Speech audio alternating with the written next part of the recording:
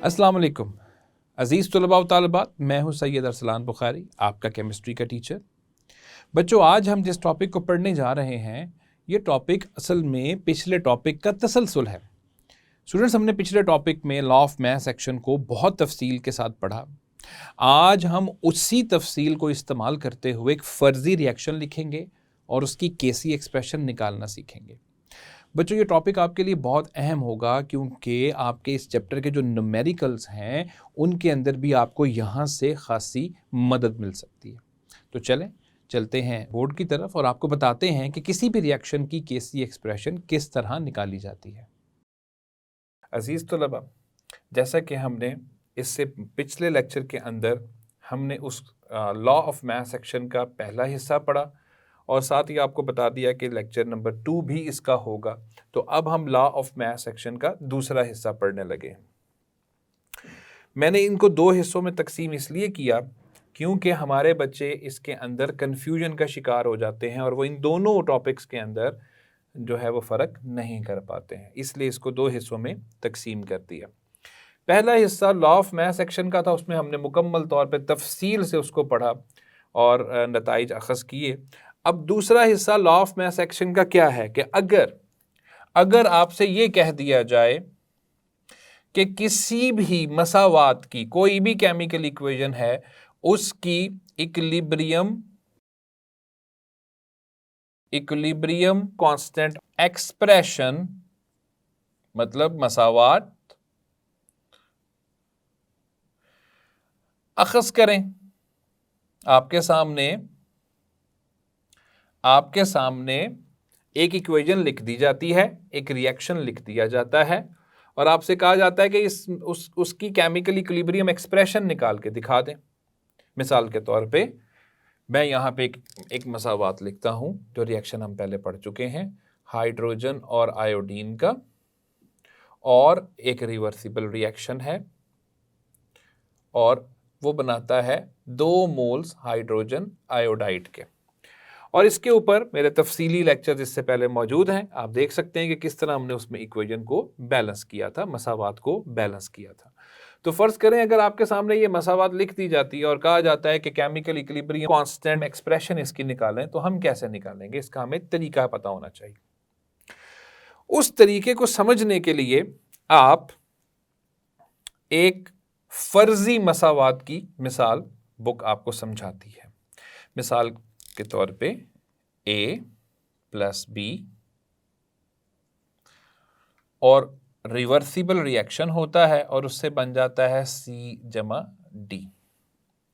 तो इससे पिछले ही लेक्चर में मैंने आपको बताया कि इक्विलिब्रियम मसावात निकालने का आसान तरीन तरीका है कि आप दाएं जानिब की जो चीज़ें हैं प्रोडक्ट्स, उनको ऊपर न्यूमरेटर के तौर पे और बाएं जानिब की चीज़ें रिएक्टेंट्स को नीचे डिनोमिनेटर के तौर पे लिख दें। तो बड़ी आसान होगी इसकी इक्विलिब्रियम मसावात एक्सप्रेशन। तो हम क्या करेंगे, C और D का हासिले ज़र्ब लेंगे और तकसीम कर देंगे उसको A और B के हासिले ज़र्ब से। बड़ी ही आसान सी एक चीज़ आपके सामने। लेकिन अगर फ़र्ज़ कीजिए कि अगर आपके पास एक रिएक्शन होता है A और B का, होता ये भी रिवर्सिबल रिएक्शन है और बनाता ये भी C जमा D है, मगर ये इक्वेशन बैलेंस नहीं होती और इसको बैलेंस करने के लिए हमें कुछ नंबर लगाने पड़ते हैं। मेरा पहले ये इक्वेशन बताने का मकसद भी ये था बच्चों, यानी आप देखें कि ये अगर हम 2 ना लिखते, अगर इस जगह पे 2 ना लिखा होता तो ये इक्वेशन कभी भी बैलेंस ना होती। हमने 2 लिखा तो पूरी इक्वेशन बैलेंस हो गई। आप फ़र्ज़ कीजिए कि ये जो आपके सामने एक मसावात लिखी हुई है, ये जो इक्वेशन आपके सामने लिखी हुई है, फ़र्ज़ कीजिए कि ये बैलेंस नहीं है, तो इसको बैलेंस करने के लिए हमें साथ में कोई नंबर लगाने पड़ेंगे। आप फ़र्ज़ कर लीजिए, मैंने कहा ये फ़र्ज़ी इक्वेशन है तो हम फ़र्ज़ी करेंगे। तो इसके साथ फ़र्ज़ कीजिए कि हम A लगा देते हैं। ये कोई भी नंबर हो सकता है, 2 हो सकता है, 3 हो सकता है, 4, जैसे यहाँ पे हमने 2 लगाया हुआ। इसको बैलेंस करने के लिए हो सकता है हम B लगा दें, इसको बैलेंस करने के लिए C लगा दें और इसको बैलेंस करने के लिए D लगा दें। तो आप फ़र्ज़ कर लीजिए कि इन सब के साथ कोई ना कोई नंबर लगा हुआ है, 2, 3, 4, 5, 6, कोई भी नंबर हमने लगाया हुआ। अब इससे ऊपर की मसावात में हमने देखा कि बड़ा आसान था कि दाएं जानिब की चीज़ें ऊपर और बाएं जानिब की चीज़ें नीचे लिख दी जाएं। इसमें भी हम ऐसा ही करेंगे कि दाएं जानिब की चीज़ें ऊपर आ जाएंगी, बाएं जानिब की चीज़ें नीचे आ जाएंगी। लेकिन सवाल ये पैदा होता है कि ये जो नंबर हैं साथ लगाए हुए, जो हमने इस मसावात को बैलेंस करने के लिए लगाए हैं, वो नंबर कहाँ जाएंगे? सबसे पहले तो ये पढ़िएगा कि ये नंबर असल में हैं क्या। इन नंबरों को कहा जाता है कॉफिशेंट्स। ये कॉफिशेंट्स हैं। तो ये हमारे पास कॉफिशेंट्स आ जाएंगे, ठीक है। इनको कॉफिशेंट्स कहा जाता है। असल में कॉफिशेंट्स क्या शो करते हैं बच्चों? कॉफिशेंट्स आपको दिखाते हैं किसी भी चीज के मोल्स। ये उसके मोल दिखाएंगे। मिसाल के तौर पे अगर यहाँ पे HI यानी हाइड्रोजन आयोडाइड के साथ 2 लगाया गया है, तो 2 का मतलब है ये इसके 2 मोल्स हैं। कोएफिशिएंट भी है लेकिन ये उसके नंबर ऑफ मोल्स दिखाता है। तो इसी तरह ये जो C और D हैं, ये इनके कोएफिशिएंट्स हैं।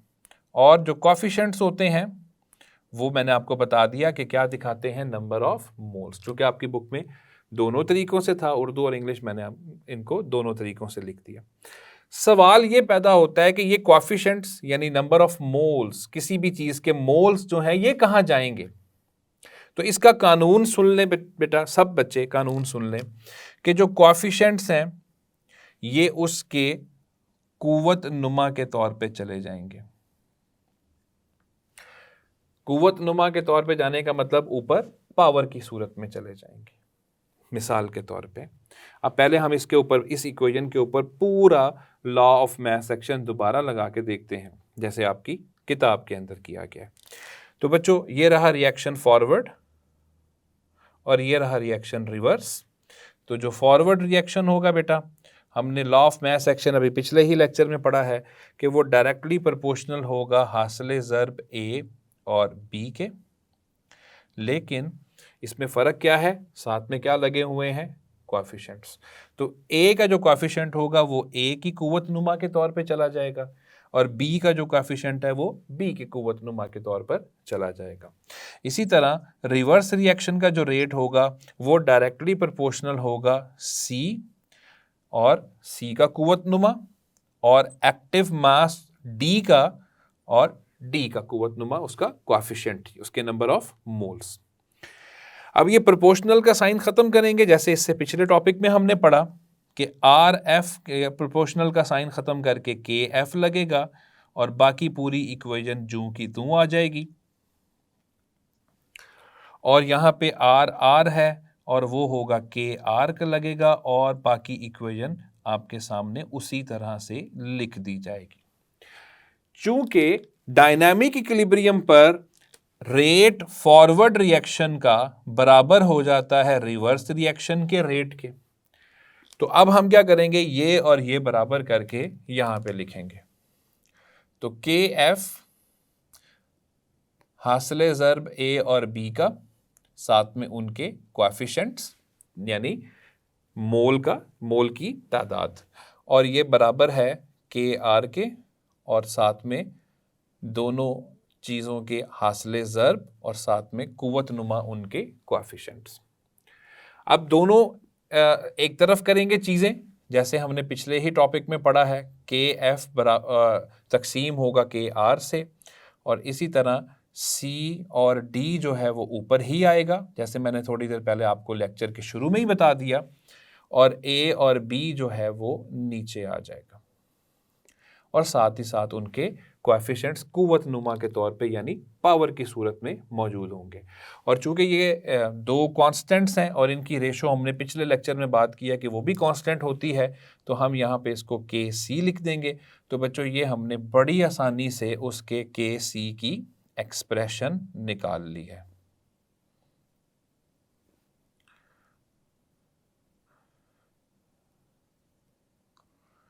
तो ये हमारे पास इक्वेशन आ गई है, इसको हम हाईलाइट कर लेंगे। तो ये हमारे पास एक मसावात आ गई है। तो ये रिएक्शन यानी अब हमें समझ क्या लगी है कि करना हमने वही है कि दाएं जानिब की चीज़ों को ऊपर रखना है हासिल ज़र्ब और बाएं जानिब की चीज़ों का हासिल ज़रब नीचे। सिर्फ क्या हुआ कि उनके जो कोएफिशिएंट हमने लगाए थे, यानी उनके जो मोल्स की तादाद थी, वो ऊपर कुव्वत नुमा के तौर पे यानी पावर की सूरत में चली जाएगी और हम आसानी एक पूरी केसी एक्सप्रेशन यहाँ पे निकाल लेंगे। तो ये था तरीका केसी एक्सप्रेशन निकालने का। अब चलते हैं कुछ प्रैक्टिसेस करते हैं कि किस तरह हम किसी भी रिएक्शन की केसी एक्सप्रेशन निकाल सकते हैं। तो बच्चों, ये रिएक्शन आपके सामने लिखा हुआ है। इस रिएक्शन में हमें नजर आ रहा है कि हाइड्रोजन और आयोडीन मिलके हाइड्रोजन आयोडाइड बना रहे हैं। तो ये रिएक्शन फॉरवर्ड है, ये रिएक्शन रिवर्स है। अब आपके लिए बहुत आसान हो जाएगा इस इक्वेशन की केसी निकालने के लिए। तो आप सिर्फ क्या करेंगे बेटा, आप KC लिखेंगे। देखिए राइट साइड पे कौन है, हाइड्रोजन आयोडाइड, और उसके साथ कोएफिशिएंट 2 लगा हुआ है। तो आप क्या करेंगे, ब्रैकेट लगाएंगे, हाइड्रोजन आयोडाइड और कुव्वत नुमा के तौर पे 2 चला जाएगा, डिवाइडेड बाय हाइड्रोजन और आयोडीन का हासिले ज़रब। तो ये इस रिएक्शन की केसी एक्सप्रेशन निकालना हमने सीख लिया है। इसी तरह एक रिएक्शन PCl3 प्लस क्लोरीन का है। PCl3 जिसका नाम है फॉस्फोरस ट्राइक्लोराइड, और उसका रिएक्शन हो रहा है क्लोरीन के साथ। हमारे बच्चों को चूंकि इनका नाम मुश्किल होता है तो मैं इसलिए लिख देता हूं कि ये फॉस्फोरस ट्राइक्लोराइड इसका नाम है। नाम से आपको फॉर्मूले से ही पता चल रहा है, एक फॉस्फोरस है और 3 क्लोरीन है, तो फॉस्फोरस ट्राइक्लोराइड। और ये रिवर्सिबल रिएक्शन करते हैं और इनसे बन जाता है PCl5 यानी फॉस्फोरस पेंटाक्लोराइड। तो ये फॉस्फोरस के 2 क्लोराइड्स हैं, तो ये फॉस्फोरस पेंटाक्लोराइड है। पेंटा होता है 5, तो चूंकि इसमें 5 एटम है क्लोरीन के, तो इसलिए ये पेंटाक्लोराइड है, फॉस्फोरस पेंटाक्लोराइड। अब आप देख सकते हैं बच्चों कि ये रिएक्शन फॉरवर्ड जा रहा है, ये रिएक्शन रिवर्स आ रहा है। तो इसकी केसी एक्सप्रेशन निकालना मेरे ख्याल में अब बच्चों के लिए मुश्किल नहीं रहा, लेकिन 2 बातों का ख्याल केसी एक्सप्रेशन निकालते वक्त मेरे तमाम स्टूडेंट्स के ज़हन में होना चाहिए। पहली बात, आपने केसी एक्सप्रेशन उस रिएक्शन की निकालनी है जिसमें डबल एरो नजर आ रहा हो, मतलब रिएक्शन रिवर्सिबल होना चाहिए। ये गलती मत कीजिएगा कि कोई भी आपको इररिवर्सिबल रिएक्शन दे दे और आप उसकी केसी एक्सप्रेशन निकालें, वो गलत हो जाएगा। दूसरी बात, केसी एक्सप्रेशन निकालने से पहले चेक कर लें कि क्या इक्वेशन बैलेंस्ड है। अगर इक्वेशन बैलेंस्ड है तो केसी एक्सप्रेशन निकालें, वरना केसी एक्सप्रेशन ना निकालें। मिसाल के तौर पे अगर ये 2 यहां पे ना लगा होता तो आप कभी भी इसकी केसी एक्सप्रेशन दुरुस्त नहीं निकाल सकते थे। तो लिहाजा जब भी आपके सामने रिएक्शन लिखा जाए, इन 2 बातों पे गौर करना जरूरी है। तो पहली चीज पूरी हो रही है, आपको दरमियान में डबल एरो नजर आ रहा है, और ये इक्वेशन भी बैलेंस्ड है क्योंकि 3 क्लोरीन एटम यहां है और 2 यहां पे, 5 इस साइड पे और 5 ही इस साइड पर है। तो चलिए अजीज तलबा, अब इसकी हम केसी एक्सप्रेशन निकालते हैं। तो केसी एक्सप्रेशन के लिए हम क्या करेंगे बच्चों, PCl5 चूंकि दाएं तरफ है तो PCl5 को यहां पे रखेंगे और PCl3 और Cl2 का हासिले ज़रब ले लेंगे। तो बच्चों ये इसकी केसी एक्सप्रेशन आपके सामने है। तो बहुत आसान था ये टॉपिक कि किस तरह एक आम रिएक्शन की केसी एक्सप्रेशन हमने लॉ ऑफ मास सेक्शन से निकाल ली, हमें तरीके की समझ लग गई। तरीका ये निकला कि दाएं तरफ की चीज़ें ऊपर और बाएं तरफ की चीज़ें नीचे आएंगी और उनके जो कोएफिशिएंट्स हैं यानी उनके जो मोल्स की तादाद है 2, 3, 4, वो उनकी कुव्वत नुमा के तौर पर आ जाएंगे। हमने इस नतीजे को निकाल कर फिर इन 2 रिएक्शंस की, इन 2 मसावात की हमने केसी एक्सप्रेशन आपके सामने निकाल दी। एक और बड़ा मशहूर रिएक्शन जिसको हम पहले दिन से पहले टॉपिक से पढ़ रहे हैं, और वो है नाइट्रोजन और हाइड्रोजन का रिएक्शन। इसका नाम मैंने हैबर्स प्रोसेस बताया था और इससे अमोनिया नाम की गैस बन जाती है। ये इक्वेशन इस वक्त देखें, इसमें डबल एरो तो है तो पहला रूल तो फॉलो हो रहा है लेकिन अब बैलेंस नहीं है, तो इसको बैलेंस करने के लिए हमें हाइड्रोजन को बैलेंस करना पड़ता है। लिहाजा आपको याद होगा कि हमने यहाँ पे 3 और यहाँ 2 लगाया तो इक्वेशन बैलेंस हो जाती। अब इसकी केसी एक्सप्रेशन क्या होगी बच्चों? इसकी केसी एक्सप्रेशन बड़ी ही आसान होगी और वो होगी केसी इज इक्वल टू, दाएं तरफ की चीज़ है अमोनिया, तो अमोनिया इधर आ जाएगी और उसका 2 कुव्वतनुमा के तौर पे चला जाएगा, और नाइट्रोजन और हाइड्रोजन का हासिले ज़र्ब, और चूंकि हाइड्रोजन के साथ मोल्स की तादाद 3 है तो वो उसके कुव्वतनुमा यानी पावर की सूरत में चली जाएगी। तो अजीज़ तलबा, ये था आज के टॉपिक का दूसरा हिस्सा कि जिसके अंदर हमने पहले ये कर लिया और फिर हमने कुछ रिएक्शंस की केसी एक्सप्रेशन निकालनी सीखी है। अब यहां से एक सवाल पैदा होता है कि केसी का यूनिट क्या होगा? कि ये जो हम पढ़ते आ रहे हैं कि केसी एक्सप्रेशन है, इक्विलिब्रियम कांस्टेंट बार बार पढ़ रहे हैं। अब हमारा ये सवाल पैदा होता है कि केसी का यूनिट क्या होगा आखिर? केसी तो एक रेशो है, ये देखिए ये रेशो है। आप लोगों ने मैथ में पढ़ा हुआ है कि अगर आप किसी चीज को a ओवर b लिखते हैं तो आप इसको a रेशो b भी लिख सकते हैं। तो अजीज तलबा, आपने देख लिया कि केसी क्या है, ऊपर प्रोडक्ट्स और नीचे रिएक्टेंट्स, यानी ये भी रेशो है। तो रेशो का असूलन कोई यूनिट नहीं होना चाहिए। लेकिन याद रखें बच्चों, केसी के बारे में वर्सटैलिटी है, वो ज़रा थोड़ा सा कॉम्प्लिकेटेड है। केसी का यूनिट हो भी सकता है और नहीं भी हो सकता। मैं इसको साबित करूंगा इन 2 इक्वेशन से जो आपके सामने मैंने लिखी हुई है। मिसाल के तौर पे ये देखें अजीज तलबा कि ये पड़ा हुआ है हाइड्रोजन आयोडाइड। अगर आप इसका एक्टिव मास लेते हैं तो पिछला टॉपिक जिन बच्चों ने पढ़ा है उनको पता होगा कि इसका यूनिट होता है मोल पर डेसीमीटर क्यूब। एक्टिव मास है, एक्टिव मास का यूनिट ही मोल पर डेसीमीटर क्यूब है। हाइड्रोजन का अगर एक्टिव मास होगा तो वो भी मोल पर डेसीमीटर क्यूब होगा। आयोडीन का भी एक्टिव मास होगा तो वो भी मोल पर डेसीमीटर क्यूब होगा। तो चलिए बच्चों, इसका हम यूनिट निकालते हैं। गौर से देखें, इसका जब हम यूनिट निकालेंगे तो ये आपके पास आ जाएगा, ऊपर HI है, HI का यूनिट क्या होगा? मोल पर डेसीमीटर क्यूब। और बच्चों जब आप इसका यूनिट निकाल रहे हैं तो आप ये सिंपल ब्रैकेट यूज कर सकते हैं, लेकिन जब आपने केसी एक्सप्रेशन लिखनी है तो फिर स्क्वायर ब्रैकेट जरूरी है। और इसके ऊपर आ गया इसका स्क्वायर कुव्वतनुमा के तौर पे 2, जबकि नीचे हाइड्रोजन है और आयोडीन है। तो जब हम उन दोनों का यूनिट मल्टीप्लाई करेंगे तो बच्चों वो भी मोल पर डेसीमीटर क्यूब का क्या हो जाएगा? स्क्वायर ही हो जाएगा। तो ऊपर भी स्क्वायर है और नीचे भी मोल पर डेसीमीटर क्यूब का स्क्वायर आ जाएगा। तो आप जानते ही हैं जब स्क्वायर आ गया तो ये स्क्वायर कैंसल आउट हो जाएगा। तो जब ये कैंसल आउट होगा तो केसी का इस मामले में देखा जाए तो कोई यूनिट नहीं आ रहा। तो जैसे मैंने थोड़ी देर पहले आपको बताया कि केसी का यूनिट हो भी सकता है, केसी का यूनिट नहीं भी हो सकता। तो इस सूरत में, इस रिएक्शन में इक्विलिब्रियम कांस्टेंट यानी केसी का कोई यूनिट नहीं है। इसकी हम एक और मिसाल करके देखते हैं। मैं आपके सामने एक रिएक्शन लिखता हूं, फिर हम उसकी केसी एक्सप्रेशन निकालेंगे और फिर हम उसका यूनिट निकालेंगे। CH3COOH एसिटिक एसिड इसका नाम है, प्लस C2H5OH इथाइल अल्कोहल या इथेनॉल के तौर पे आप इसको छोटी क्लासेस में पढ़ चुके हैं।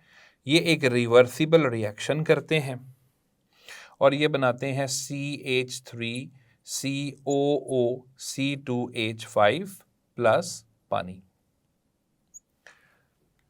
अब बहुत सारे तलबा इसको देख के शायद थोड़ा घबराएंगे कि सर ने बड़ी मुश्किल इक्वेशन और बड़ी मुश्किल मसावात लिख दी है। इसको लिखने के पीछे एक ख़ास मकसद है ताकि आप इसको समझ के खुद कर सको। दिखने में ये मुश्किल है लेकिन असल में हकीकत में ये मुश्किल नहीं है। तो बच्चों ये रहा इसका फॉरवर्ड रिएक्शन, ये रहा इसका रिवर्स रिएक्शन। मैं आपसे कहता हूं इसकी केसी लिखें तो आप फौरन इसकी केसी लिख देंगे। राइट साइड दाएं जानिब की चीज़ों को ऊपर लिखें। ये इक्वेशन बेटा बैलेंस है, इसमें किसी किस्म का कोएफिशिएंट लगाने की ज़रूरत नहीं है, तो सिर्फ ये आप हासिल ज़र्ब लेंगे इसका, और नीचे आप रखेंगे इन दो का हासिल ज़र्ब,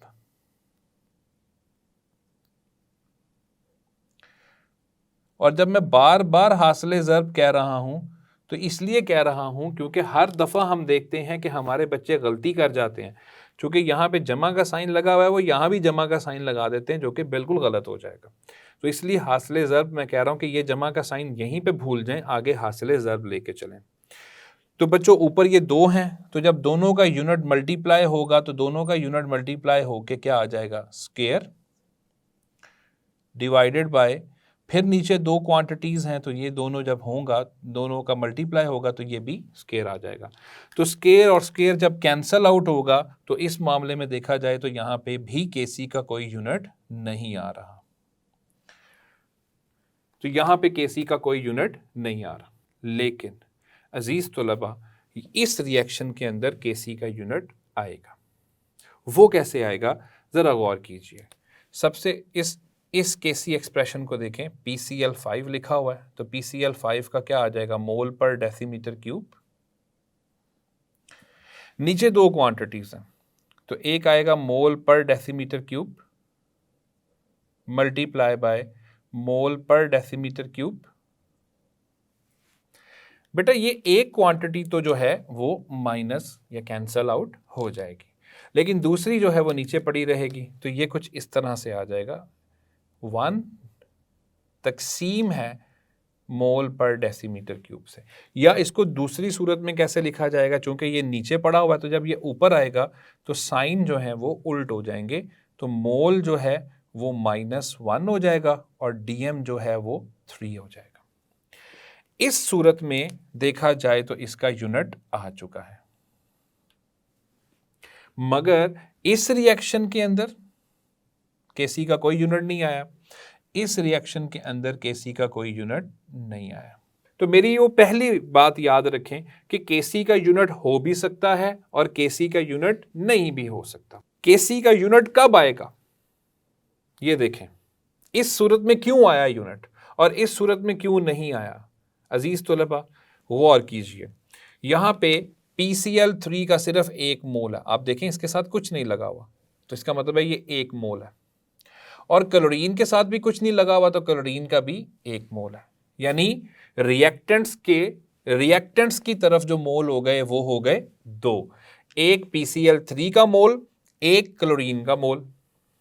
जबकि राइट साइड पे दाएं तरफ प्रोडक्ट्स का सिर्फ 1 मोल है, यानी यहां पे मोल हो गए 2 और यहां हो गए मोल 1। याद रखें अजीज तलबा कि अगर एक तरफ मोल्स कुछ और हैं और एक तरफ कुछ और हैं तो केसी का यूनिट लाजमन आ जाएगा। लेकिन इस तरफ आइए, आप गौर कीजिए कि यहां हाइड्रोजन का आपको 1 मोल नजर आ रहा है, 1 मोल नजर आ रहा है। आयोडीन का भी 1 मोल, यानी बाएं तरफ हमें 2 मोल्स नजर आ रहे हैं, जबकि यहां पर भी हमें गौर करने में पता चलता है 2 मोल्स है।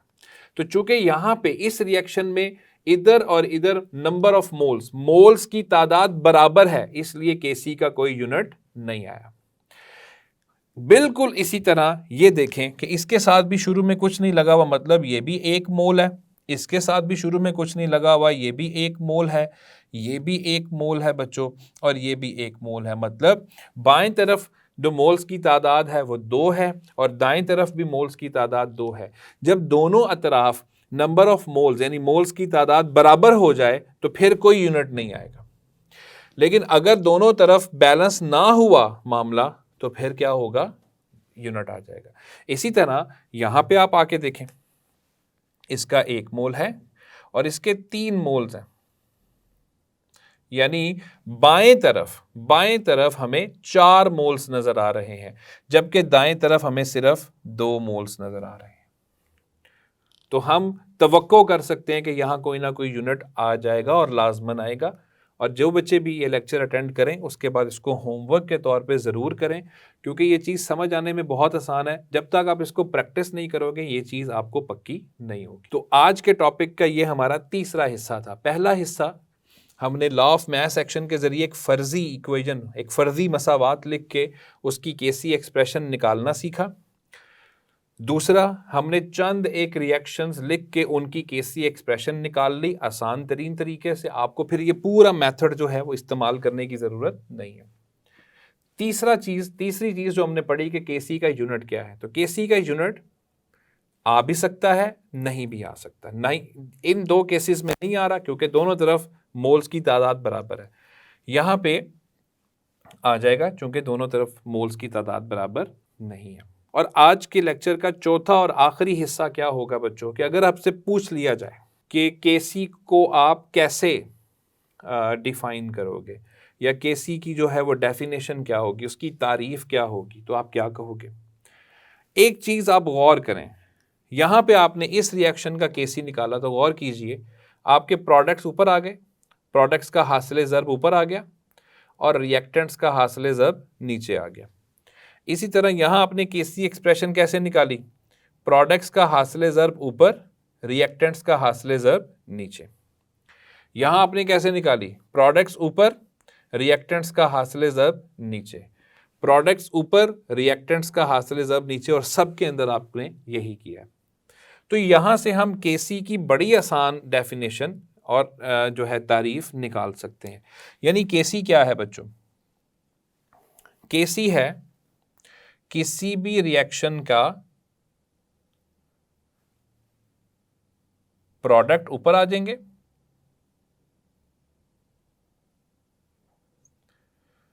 प्रोडक्ट जो है वो ऊपर आ जाएंगे और रिएक्टेंट्स जो हैं,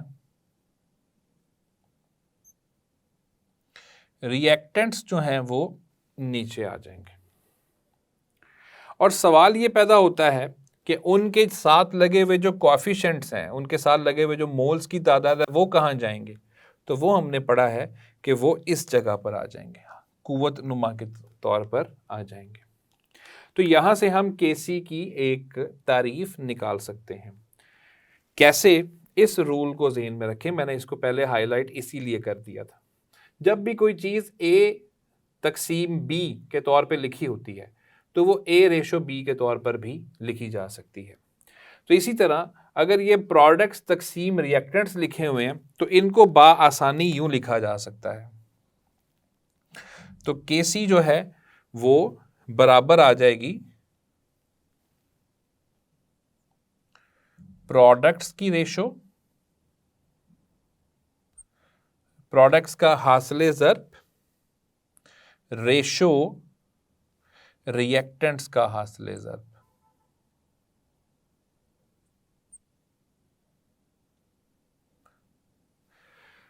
तो जो बच्चे भी केसी को लेके परेशान हैं उनको परेशान होने की ज़रूरत नहीं है, बस ये चीज़ अपने ज़हन में रखें, केसी एक रेशो का नाम है और ये रेशो किस किस की है? प्रोडक्ट्स के हासिल ज़र्ब और रिएक्टेंट्स के हासिल ज़र्ब की रेशो का नाम केसी है। और जो इनकी नंबर ऑफ मोल्स होंगे यानी मोल्स की तादाद, वो कहाँ चले जाएंगे? ऊपर कुव्वत नुमा के तौर पर चले जाएंगे। तो बच्चों ये था आज का हमारे पास टॉपिक, बाब नंबर 9.2 का टॉपिक नंबर 2, जिसके ज़रिए आपको आज केसी एक्सप्रेशन निकालना आपने सीख लिया है। और जब आप बच्चे केसी एक्सप्रेशन निकालना सीख लेंगे तो आप अपनी किताब में मौजूद एक्सरसाइज के अंदर तमाम के तमाम न्यूमेरिकल्स को लाजमन सॉल्व कर लेंगे। ये आपके पास आज का टॉपिक था, इसको अच्छे तरीके से ज़रूर पढ़ें, किताब से ज़रूर इसको रिलेट कीजिए और ख़ुद तशख़ीसी एक डायग्राम या एक टेबल आपकी बुक में गिवन है जिसको आपने खुद करना होता है, वो स्टूडेंट्स ने खुद करना होता है। उसमें सवाल नंबर 4 है, खुद तशख़ीसी टेबल 9.2 के अंदर सवाल नंबर 4 है। उस सवाल नंबर 4 को तमाम बच्चे ज़रूर सॉल्व करें। उसमें चंद एक रिएक्शंस लिखे हुए हैं और उन रिएक्शंस की केसी आपको निकालने को कहा जाएगा और हो सके तो उनका यूनिट भी निकालिए। इस टॉपिक को पढ़ने के बाद वो निकालना मुश्किल नहीं होगा। जी, तो अज़ीज़ तलबा व तालिबात, ये था हमारा आज का टॉपिक कि जिसके अंदर हमने एक फ़र्ज़ी रिएक्शन लिखा और उसकी केसी एक्सप्रेशन निकाली, जिसमें हमने देखा कि प्रोडक्ट्स को हम ऊपर रखते हैं न्यूमरेटर के तौर पर और रिएक्टेंट्स को हम नीचे रखते हैं मल्टीप्लाई करके। मैं उम्मीद करता हूँ कि सब स्टूडेंट्स को अच्छे अंदाज में ये टॉपिक समझ लग चुका होगा। इंशाल्लाह अगले लेक्चर में आपसे मुलाकात होगी। तब तक अपना ख्याल रखें। अल्लाह हाफ़िज़।